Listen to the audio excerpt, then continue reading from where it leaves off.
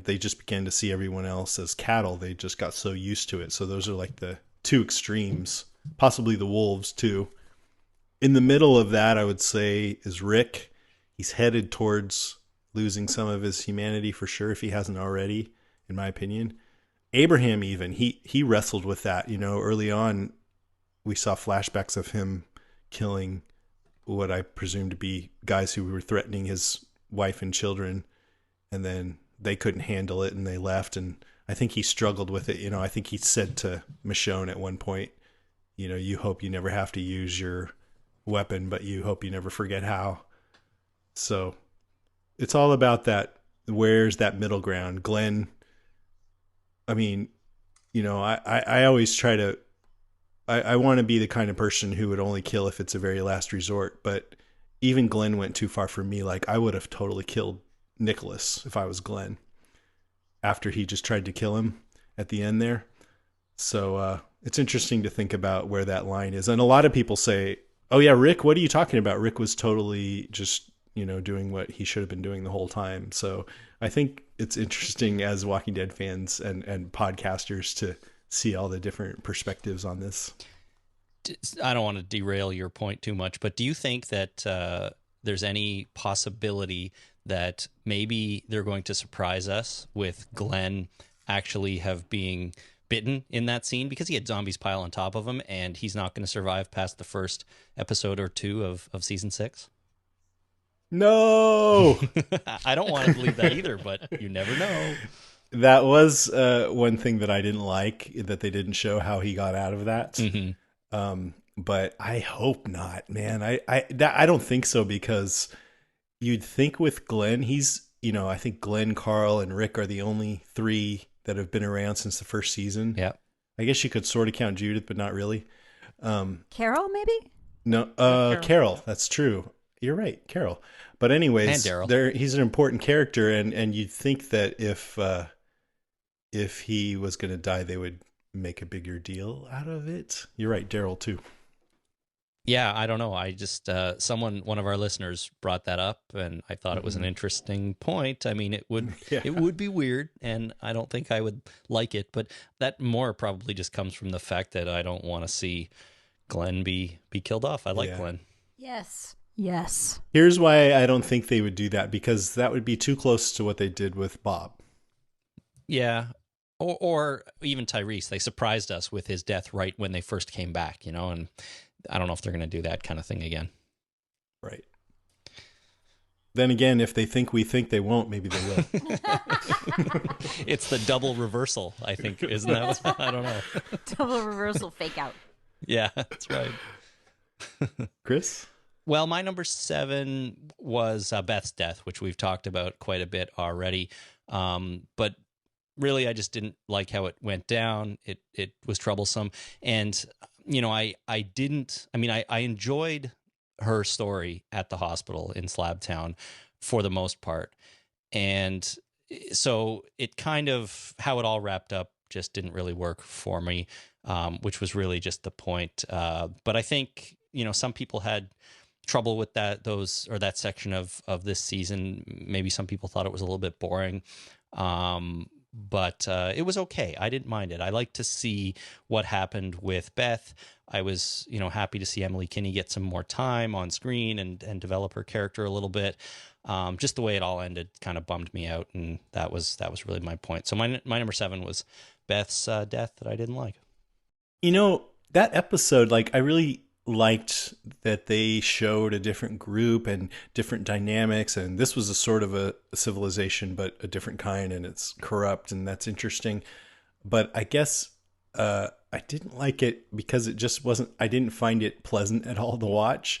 The creepy guy with the lollipop and the Dawn, I just didn't like Dawn, and that she's allowing her officers to rape people so they can, and then they still don't respect her. It just all felt kind of icky to me, and I didn't find much to be I don't know, to turn me on about it, I guess.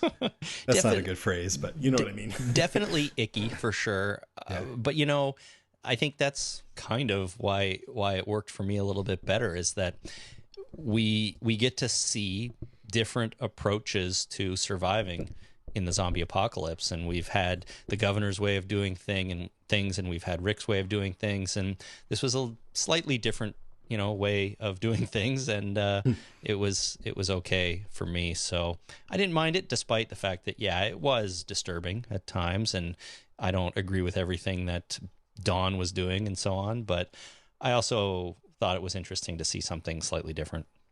I did too. Yep. Yeah. I wasn't a big fan of that, but I'm going to get more into that in another item coming up. Okay. Cool. And where are we then? Actually, I think we're at me. Jason. My number Yeah. 7 actually is something Chris mentioned earlier. Is the van falling off the bridge? I really hated it. It just didn't make any sense whatsoever. They would have had a better chance if they just jumped off the bridge. In my opinion. Yeah, and like the set pieces like that are really important in this show, and when they don't work, it just kills it. And just for a counterpoint, I'll talk more about this later too, but what really I thought was awesome was the whole revolving door scene. It just, the way that it was set up, where the new guy that's kind of a putz is kind of able to have power to mess things up for our heroes, and they can all see each other, but they can't really do anything about it. And like you said, Glenn was forced to sit there and watch Noah, And we were. it was as we were.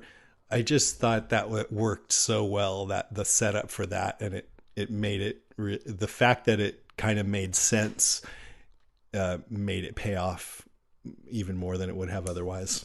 I was horrified. 100% agree with you. I think the revolving door scene was amazing. It was unique. It was just well thought out. It was fun to watch, even though it was kind of terrible what was happening. Yeah, but it was different, and they pulled it off so well in comparison to the van, where I just think it was like a Han shoots first problem.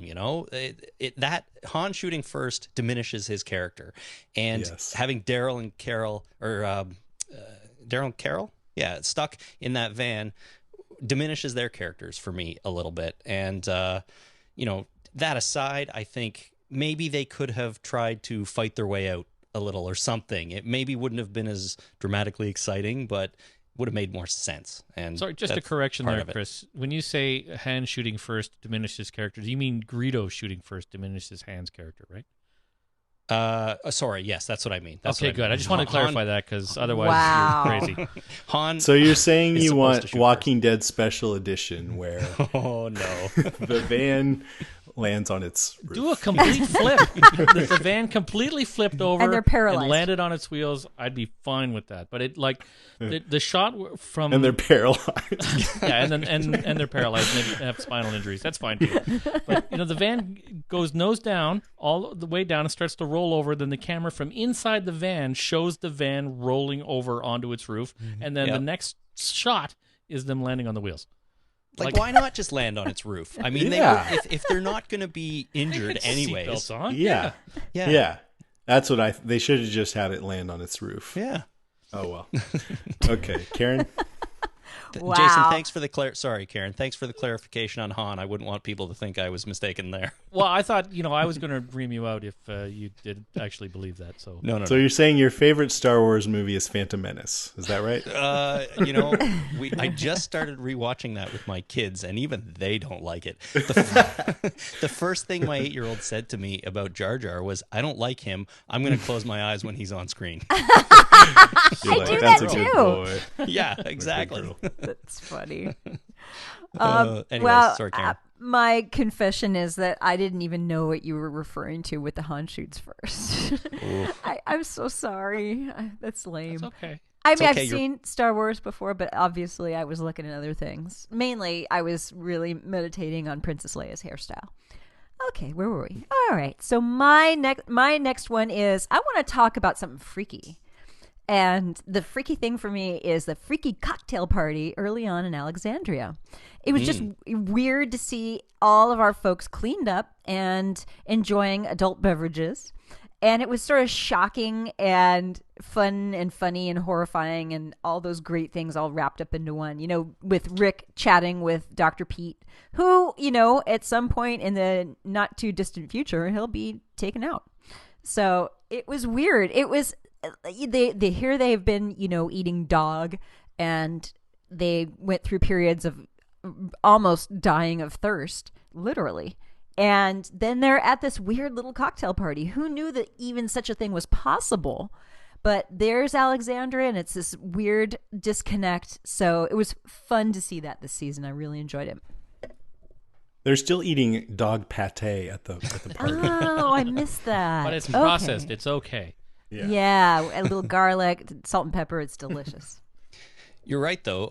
One of the things I said when after that episode aired is, who would have thought that at any point in the run of this show we'd see them at like a perfectly normal, friendly cocktail party? Yeah, I get to know you.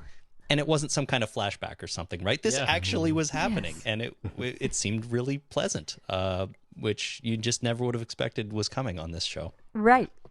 It's shocking in its own way. Except I don't go into the comic too much, but sometimes when something's already happened, I'll mention, hey, that happened in the comic too.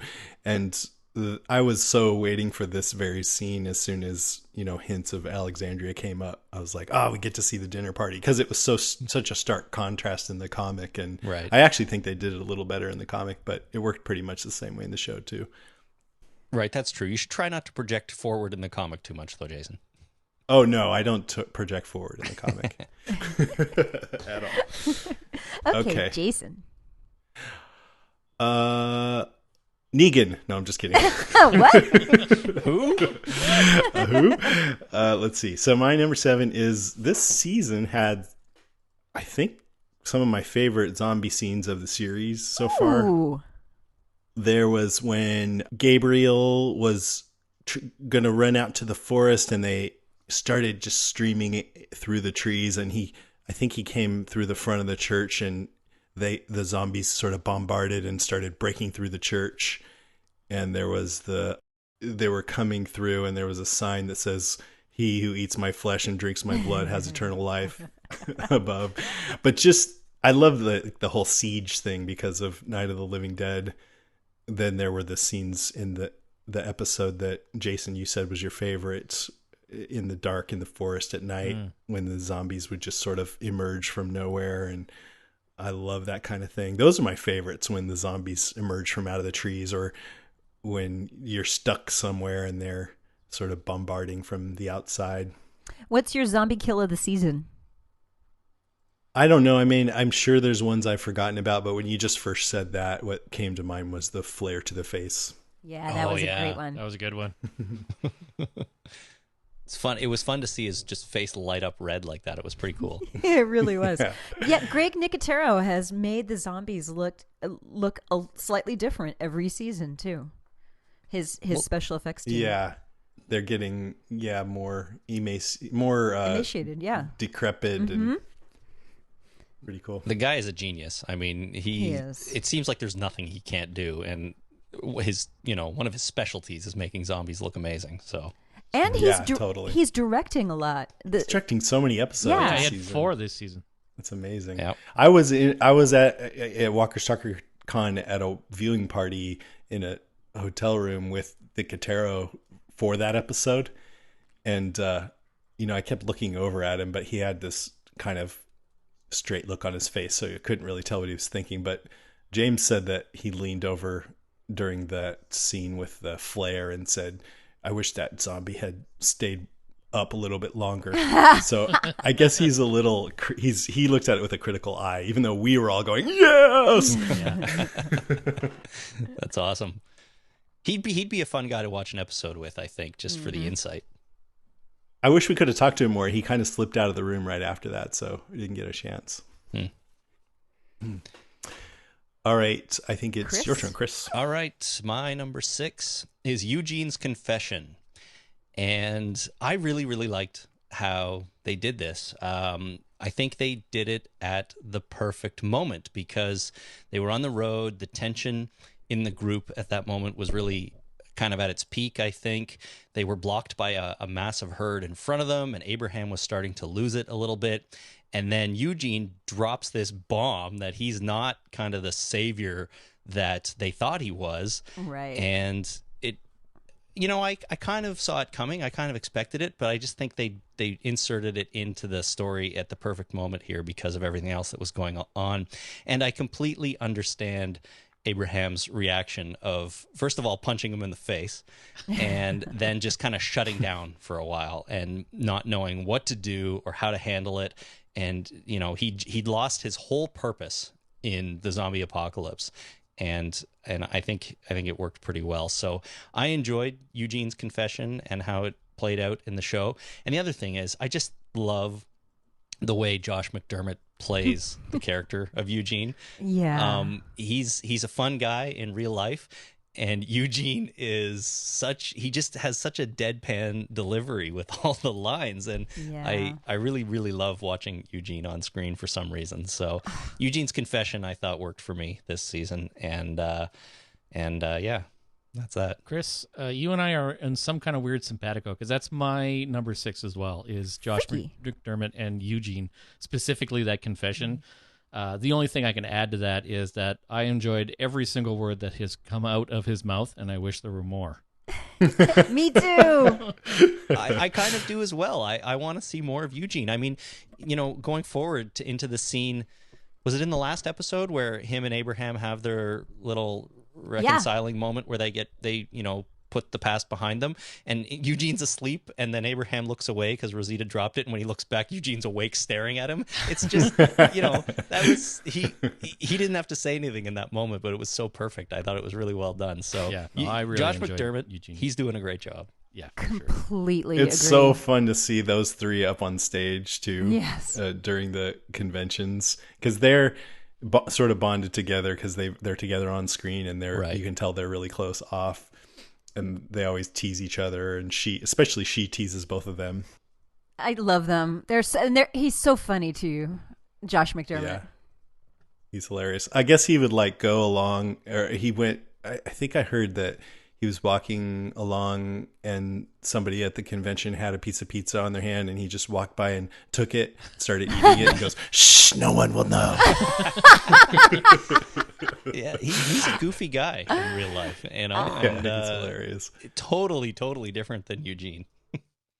I mean, what I loved about that scene is how it was played out, because they were arguing, like Glenn and Abraham were about to get into a fight, blah, blah, blah, blah, and he just goes, "I'm not a scientist. I'm not a scientist." Yeah. They're like, "What? What did you say?" Yeah. It was really good. I mean, it's when you hilarious. think about it, it is a little bit typical to do it like that, where everything else is just going crazy.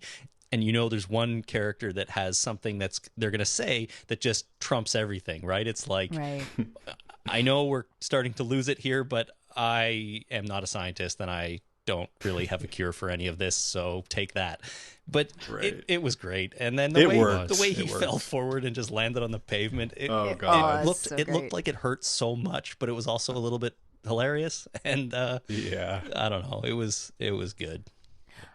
Yeah, his scenes, because he gets really emotional scenes sometimes, like the whole dubstep thing, dubstep van. They can be sort of funny and humorous, but also you feel like, yeah, he's pulled it out. He's a hero. He had a measure of redemption there at the end. Yeah. He saved Tara. Heck yeah. That's right. That's right. true. He carried her out. Yep. And as he told Tara, he still feels like he had even more redemption in that he got them. He said, I got you to Alexandria. I motivated you to come to Washington, D.C. Without me, you would never have been motivated to get here. So it's because of me. It's true. Maybe a little arrogant, but whatever. He Yeah. did. He is a little arrogant. He's not wrong. He did get them there. Okay. He's actually what I'm going to say for, what are we at? Number 6. Yeah, he's my number 6 also.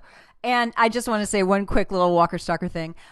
When we were on stage with him and somebody asked from the audience, "Where's your mullet?" I whispered over to him, "Say it's at a photo op." And he's like, "It's at a photo op." I'm like, "Hey, Josh McDermott used my line." Yay. That's great. Okay, Jason, you go. Okay, this season I think has been closer to the comic and had more moments straight out of the comic than any other season. One was the whole tainted meat thing. you're eating tainted meats. And the whole get a lot of Gabriel, finding Gabriel, Eugene, the scene we just mentioned, him pretending to be a scientist with the cure and then having to fess up and that he was just doing it because he thought he would be of no use otherwise and they would just kill him. I think Eugene spying on Abraham and Rosita from the self-help section was in there. Creepy. Forgot about that.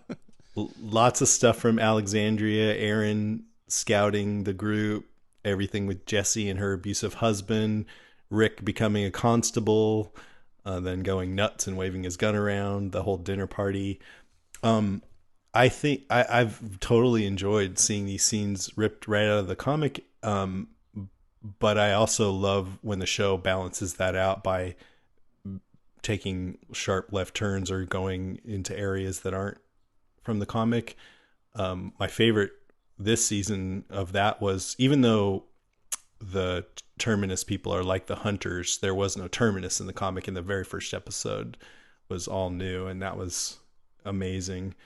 So I just thought it was worth mentioning that there were moments from the comic. Scott Gimple's obviously a fan. Going forward, I hope they continue to do what they have been doing, which is to balance it out. I fear a little bit that they're going to just stick closely with the comic from now on, but hopefully they don't do that. Yeah, I feel like since Scott Gimple came on board, the show has taken a turn closer to the comic. And I must admit, it's something I've struggled with a little bit, because I feel like when they swing back closer to the comic storyline, I just feel like I'm a little bit better at kind of predicting what's going to happen. And I don't always love being able to do that. No. At the same, I don't mind it, because they do mix things up a little bit differently, and there's always surprises on this show. But ever since Scott's taken over, I've felt that it's been a little closer, and maybe not a bad thing, not a good thing, but it is what it is. So I've struggled with it a little bit. The only time that it can, well, it's not the only time, but one thing that can be bad about that, I think, is when they're going off in a direction that hasn't been done in the comic. They can really feel it out and feel what works. But sometimes when they stick with a comic, I think they pull a scene right out that might not totally fit with the show, but it's harder for them to feel it out because the comic is there, like just when Rosita and Abraham and Eugene first appeared, they had their outfits right out of the comic, but it felt like, what? This is weird. Yeah. It feels comic booky, Yeah. So if they're going to do the comic, they still need to remember what the personality of the show is, which I think for the most part they do a really good job of. Yeah, for the most part, I completely agree. But that one scene, you're really right. We talked a lot about that feeling, and well, it was okay. I was kind of okay with it because I knew that it was from the comic, and I understood what they were doing there. But I could see how people who were slightly more casual fans or hadn't read the comic would be like, "Look at these three. Why are they so kind of goofy?" And and they moved away from that quickly. But I could understand why people would have had a hard time with that bit right there. Or what about, I'll ask you, Karen, since you haven't read the comic, Okay. the scene where Rick is yelling at all the Alexandrians and waving his gun around. Yeah. Did you feel like that came a bit out of left field, or did it fit? It came a bit out of left field. And that's one that they pulled from the comic, and I felt like they're shoehorning this in a little bit. Yeah. Yeah, he's pretty together most of the time, and he's also fairly measured, and he's calculating, and then all of a sudden he loses his cool in a really big way. And I thought, what? Wait, what? What's he doing? When Michonne clocks him, I was, oh, thank God. Shut that down. He needs to shut up right now. Yeah. Yeah. Yeah. Promise me you'll clock me if I ever do that. You bet. Okay. And promise me that it'll be on the air. Yeah. Yes, absolutely. If I start getting a little crazy with my arguments, Just punch him in the you hear face. this clonk. Done and done. Nice. Done. Thank you. Don't get bit. Where are we? I think we're done with the first I think so. group. That's the first. Oh, half. did I just finish my number Yeah, 6? I yeah. sure did. All right. So we're going to be back on this podcast with some news and listener. And it's for the second time because Karen and I recorded a whole bunch of stuff that got destroyed. And so I have my very special guest host, my wife, Jenny, Hello. to do it again. Yes. The news and all of that stuff. But first, I want to talk about our sponsor, Fracture, who we love. With Fracture, you can get your photos printed on glass in vivid color, as you guys know, and you get a 15% discount if you go to fractureme.com and use promo code GAK at checkout, GAK. What? Oh, I just wanted to say that it's awesome because then you don't have to go take the photo to be framed. It's like all in one. Yeah, I rarely get stuff framed because it's a pain in the butt. You got to go find just the right one. They're usually expensive. Sometimes you need to have somebody get it framed for you. But this is great because you just upload your picture, and you get it in the mail. It's all done for you. And I think it looks great, and I actually think it looks cooler than framed pictures. Very sleek and modern, and we have tons of pictures of Nico on glass around us as we speak. Well, just a couple of days ago, I decided, it's time for me to get another Fracture because they've been great sponsors and I want to show my support. Plus, I just sort of want to build up our walls are fairly bare around here. So put up a picture here and there to make it more personal. And I was like looking for the right one to get. And I've taken a lot of pictures when we go on vacation. Like we went to Europe and I went to India years ago and took a bunch of great pictures. But a lot of the pictures I take are kind of impersonal. They're beautiful, but if I say so myself, I kind of have an eye for it, I think. But I'm not so good at going and taking pictures of people because I don't want to get it up in their space. And also, even if I took pictures of strangers, I don't know if I'd want to put that on. So I was like, wait, I don't know. I just always gravitate back towards Nico. And so the one I picked, I'll show you. It's coming in the mail, but it's this one. So That's a cute one. He is wandering into the water and the beach by our house where when I look at this, I keep thinking that the riptide is going to come and undercurrents going to come and take him away. That's a mom's. But okay. He's only 3, and it's so great because it's the vast ocean. And he decided this time that he wanted to go ahead and get his feet wet, so the wave washed over his feet. You could see a stream behind him where the wake of the water, and it looks like my little son is going out to sea. But I like it because it's personal, and I think it's really nice. I always love pictures of vast bodies of water, and the lighting is kind of nice. You guys have, everyone who's tried this so far and sent me any feedback, the feedback has all been good. You've said they're amazing, you love it, and sometimes you send me pictures that you've had fracturized, and they're always personal. They're family shots. There's sweet pictures with moms and dads and kids. So there's like a father-daughter one the other day. Sometimes grandmas and grandpas. Sometimes there's vacation shots, but there's almost always people in them. There was one guy who sent a picture of him with these really hot models. No, it was just the models that he photographs. That was like the most unique one so far. And I was like, oh my God. I was like, holy mackerel. But it was cool. I mean, it's art, I think it's great. While I was looking through my photos, I saw that I have 11,069 photos on my computer. I'm sure that most of you guys have a bunch of great photos that no one ever sees because they just pile up on your computer. So this is a great thing to do. Mother's Day is coming up. It's a great Mother's Day present too. If you want to get one for yourself, go to fractureme.com and use promo code GAK for 15% off. And we thank Fracture so much for their support. Obvious threat to untold numbers of citizens. The people it kills get up and kill. Are they slow-moving, Chief? Yeah, they're dead. They're all messed up. This is a Walking Deadcast news update. Okay, as you might have guessed from our intro to this episode, we did not win the podcast award. That means I get to keep my hair. Also, Rob Sesternino of Rob Has a Podcast won. I do like him. Yeah, he's a really good guy, and he's a friend of mine. And it's well-deserved. He works really hard at that. And he has this really loyal community. He puts out like several episodes a day, literally. So he's a madman. But he's really great. But I just want to, and it also probably didn't help that there were 2 other Walking Dead podcasts. So the 3 of us, I'm sure, split the vote somewhat. But I want to thank you guys who voted for us every day. A lot of you said you were voting every day. I totally appreciate it. I hope it doesn't feel like it was for nothing, because we feel very supported and we appreciate it. And I hate that system where you have to vote every day. So if they do that again next year, I don't want to put you guys through that again. But I have a feeling they might change it.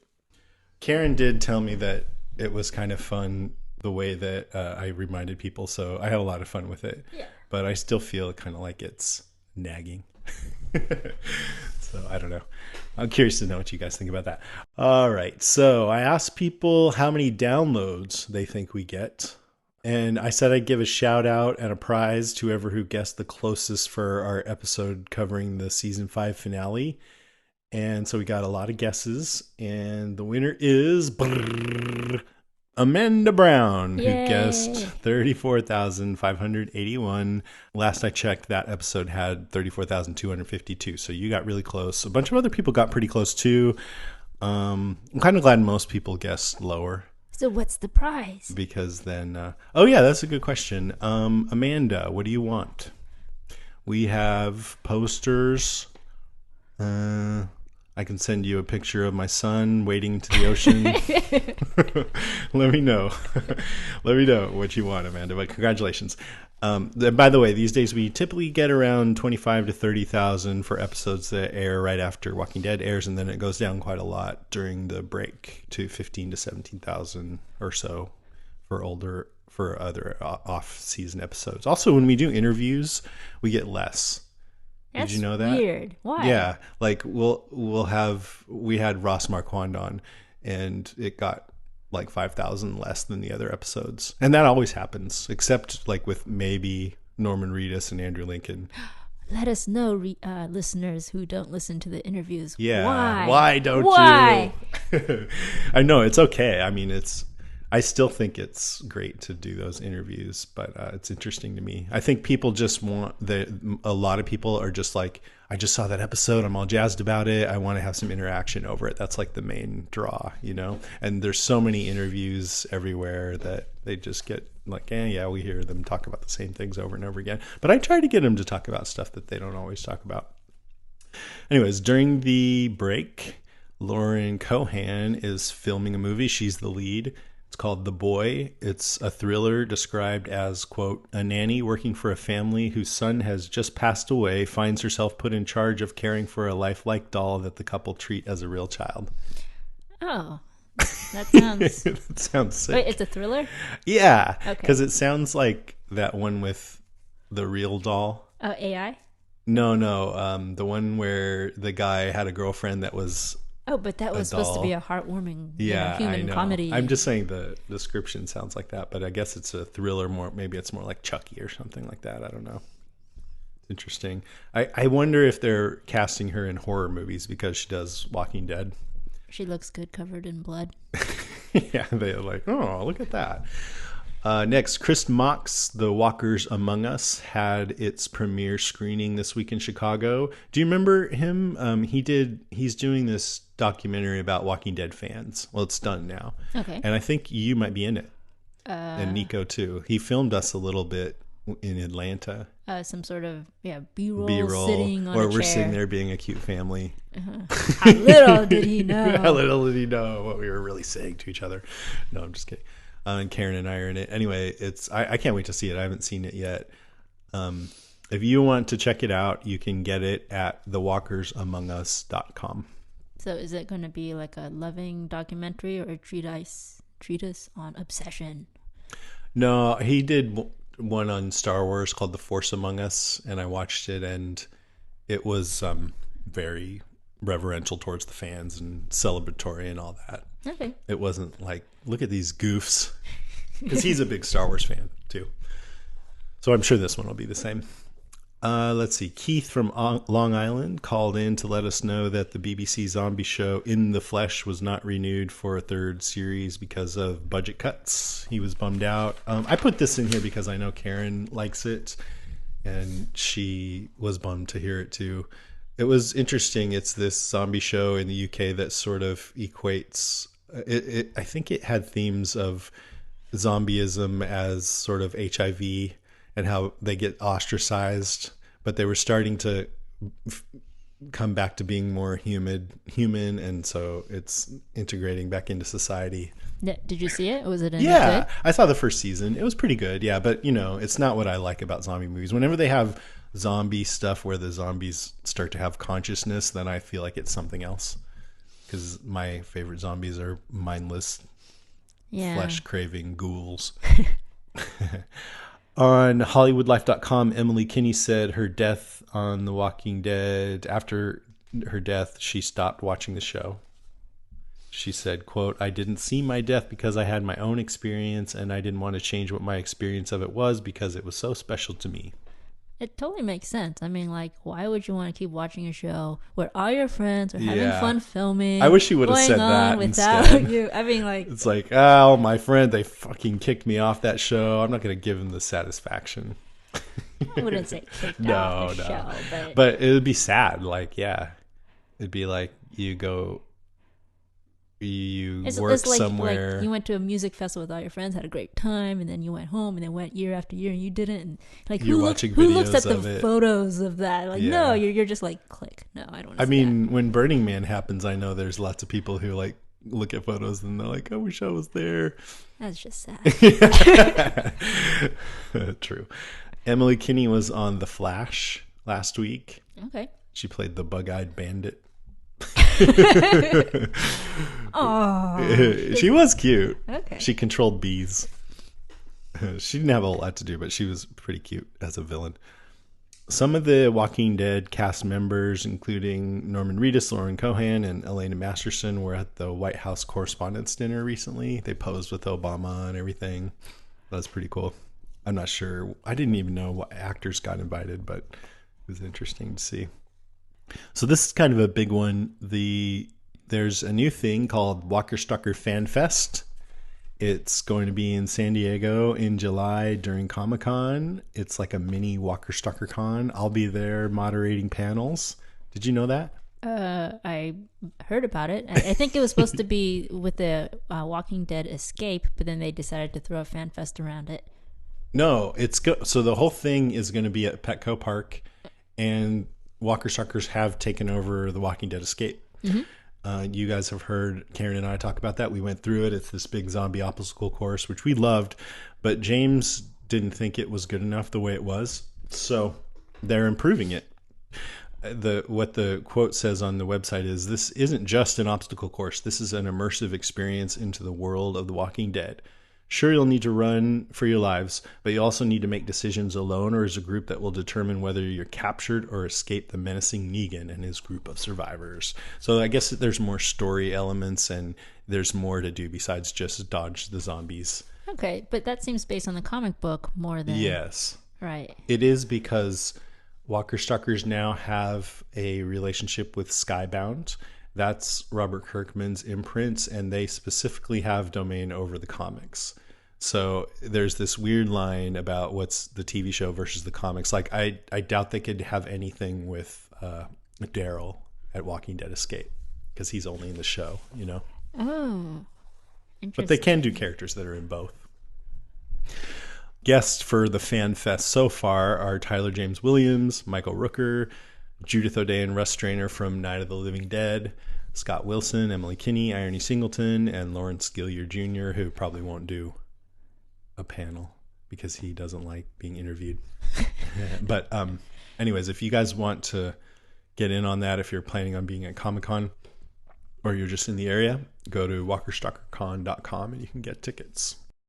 This is lightly spoilery, but I think a lot of you guys probably... You are warned. ...already know this. But anyway, yeah, you're warned to move on to the next section if you hate even light spoilers. But Morgan is going to be a big part of next season. I mean, you probably guessed that, right? You're caught up, right? Mm-hmm. Yeah. What do you think of Morgan? I think he has, I think he's a fun character, great character, but he is, I can't help but notice one of those, once again, like, perfect characters. He, like, never has any flaws and everything works out for him. I mean... Well, what about Clear? You know that episode where he was all Right, that was his transformative hermited episode. out? But now he's like this. Now he's Right. like a Zen master. Right. Which I hope we kind of get an idea of how that happened, because he wasn't perfect last we saw him back then in that episode. Right, He was, I know. He's become perfect Yeah, he's since become that then. way. I mean, which is great. I mean, like I watch TV for fantasy, and that's and that fits perfectly. So I think that's great. But it's just interesting that he has become that, and he is there's an additional perfect character. Well, I think it's going to be mostly so he can be a foil to Rick, because he has this, he said, life is precious, and Rick doesn't quite have that mindset anymore, obviously, so that I think the reason why they've made him this way is so that it'll be a foil to Rick when, next season. It'll be interesting to see how they interact. He comes in and sees Rick killing that guy. All right, this next one is pretty spoilery, I would say. It's the last item. So if you don't like spoilers, you should probably move to the email section next. But Nicotero said that these wolves, the wolves? Yes, they have W's. Yeah, they make W's on the zombies. Well, he said they're using humans as bait in a bid to create a zombie army. We kind of got the sense that they're using the zombies like they used them in those traps, and they seem to have a pretty good command of how to handle them. If you can get up to several zombies and carve W's on their heads and still have them be alive. But this is the first time I've read that they're actually trying to make an army of zombies, which makes me think, maybe they will make an army of zombies and aim it at some of our friends. But why? For drama. Okay, that's it for the news. Let's move on to listener moans, groans, and grunts.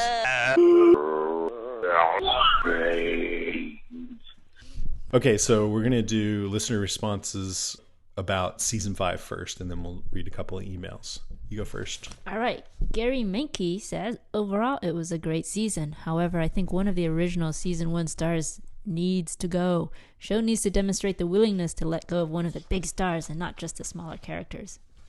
And Kristen Hallberg says, why does the show need to improve anything at all? There's no reason to just kill off a major character unless it's story driven. Doing something like that would be kind of jumping the shark. Walking Dead is obviously doing something right by what they're doing, so I'm not sure they need to prove anything to anyone, least of all us. Nina Abbott says, since the season end, I have gone back to listen to old podcasts. Just heard the one after Andrea was done in by Milton. It is perfectly acceptable to bring actors back as another character. Just saying. No, it isn't.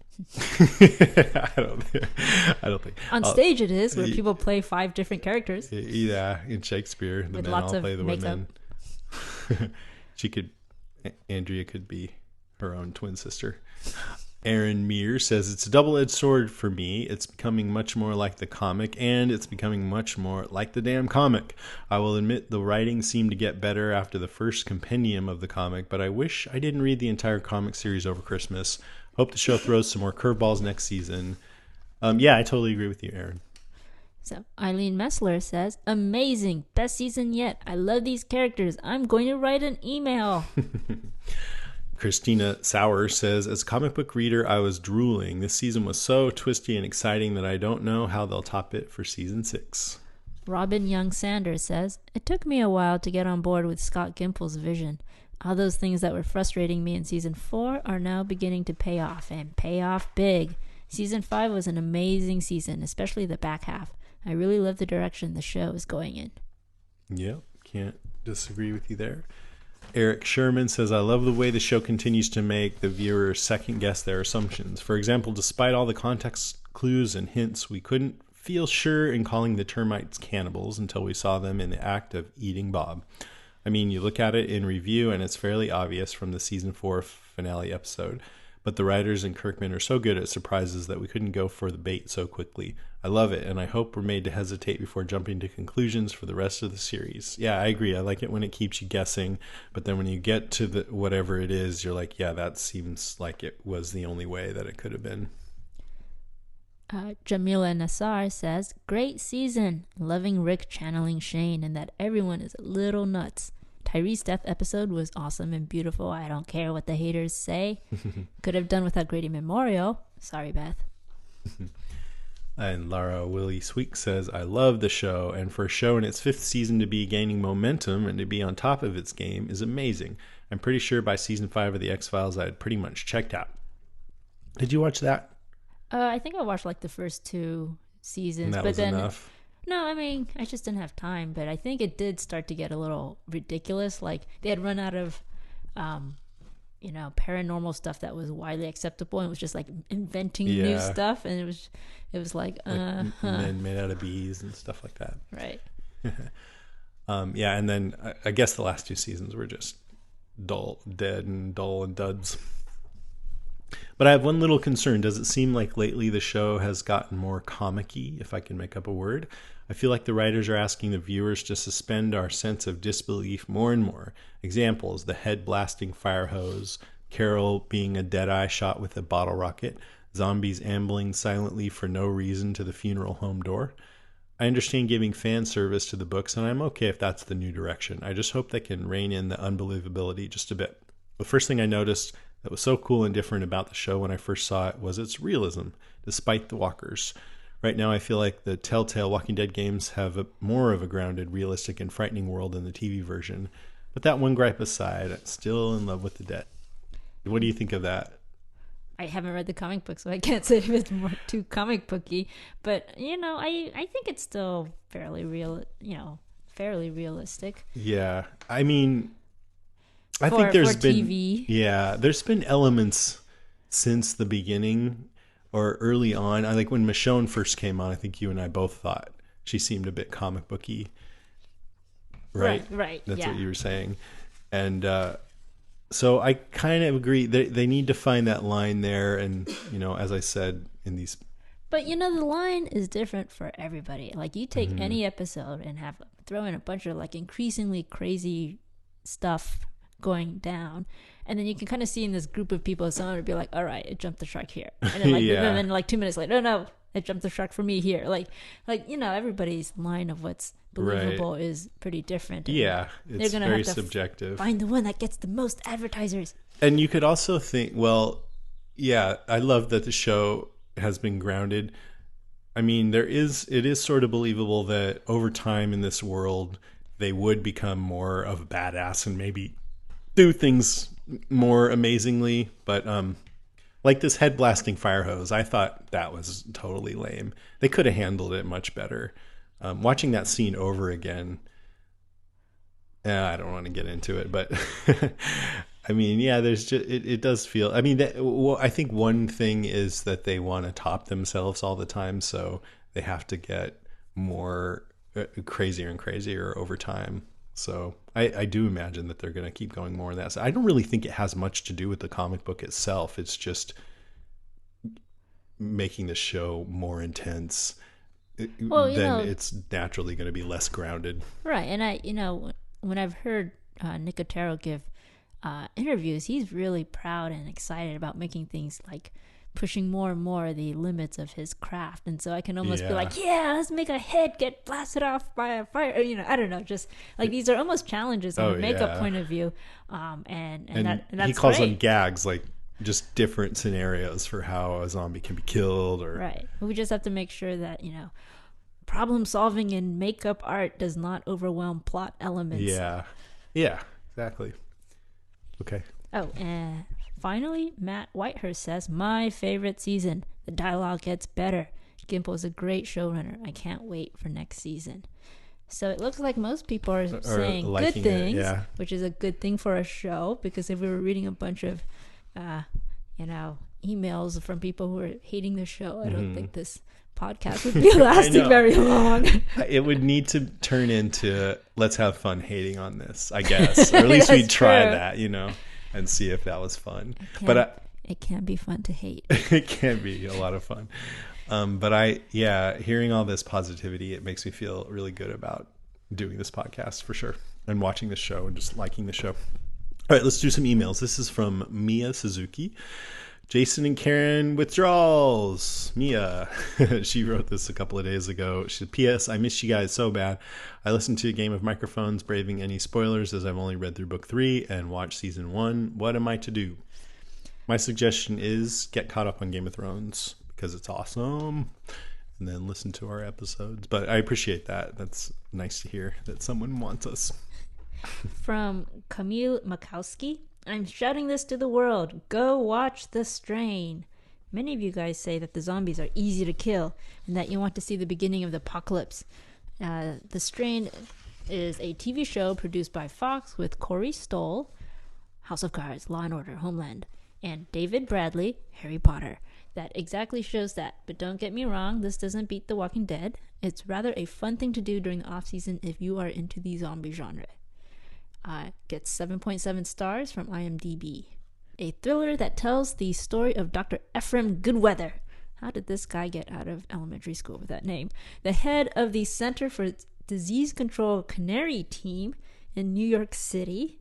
He and his team are called upon to investigate a mysterious viral outbreak with hallmarks of an ancient and evil strain.